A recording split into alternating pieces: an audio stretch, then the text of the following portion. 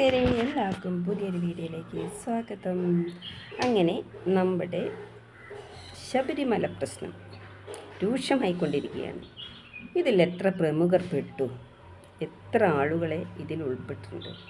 അപ്പോൾ ഇവരെല്ലാവരും ഇവിടെ നിന്ന് സ്വർണം കടത്തിയിട്ടുണ്ടെന്നുള്ളത് ഉറപ്പായില്ലേ? വേണം, കുടുങ്ങണം. ഇതൊക്കെ നമ്മുടെ അയ്യപ്പൻ്റെ കളികൾ തന്നെയാണ്. ഇവർ കക്കാൻ വേണ്ടിയിട്ടും ഇവരുടെ പൂജകളെല്ലാം പുറത്തു കൊണ്ടുവരാൻ വേണ്ടിയിട്ടും നമ്മുടെ അയ്യപ്പസ്വാമി തന്നെയാണ് ഇതിനൊക്കെ കാരണം.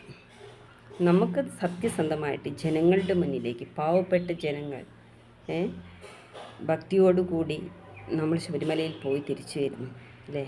അതിൽ പ്രമുഖർ കൈയിട്ട് മാന്തുക ചെയ്യുന്നത്. ഇവരെന്തിനാണിത് ചെയ്യുന്നത്? അപ്പോൾ അയ്യപ്പസ്വാമി തീരുമാനിച്ചു ഇവരെന്തായാലും കൊടുക്കണമെന്ന്. ഇപ്പോൾ ഇതിൽ ഉൾപ്പെട്ടിരിക്കുന്നത് ആരാ? നമ്മുടെ ജയറാം അടക്കം ഉൾപ്പെടും. ഉടനെ അറസ്റ്റ് ഉണ്ടാവും എന്നാണ് പറയുന്നത്.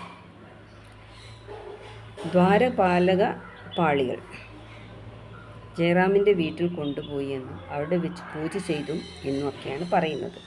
ജയറാമിൻ്റെ വീട്ടിൽ ഉണ്ടെന്ന്.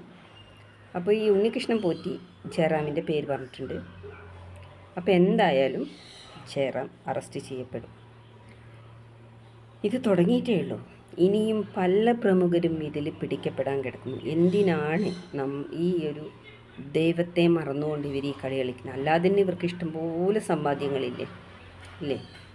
പിന്നെ ഉണ്ണികൃഷ്ണൻ പോയിട്ട് ഒരു ദിവസം റെസ്റ്റ് ചെയ്യാൻ വന്നു എന്നാണ് ജയറാം പറഞ്ഞത്. പക്ഷേ ഇപ്പോൾ കള്ളത്തരം പൊളിച്ചടുക്കിക്കൊണ്ടിരിക്കുകയാണ്.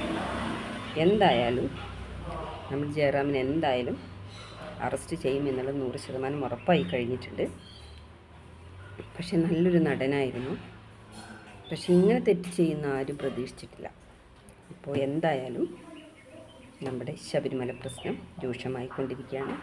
ഇനിയും ഒരുപാട് രാഷ്ട്രീയ നേതാക്കളും അതുപോലെ തന്നെ ഉന്നത ഉദ്യോഗസ്ഥന്മാരും സിനിമാ നടന്മാരും നടിമാരും എല്ലാവരും ഇതിൽ ഉൾപ്പെടാൻ കിടക്കുന്നുള്ളൂ. വരട്ടെ, പിടിക്കട്ടെ.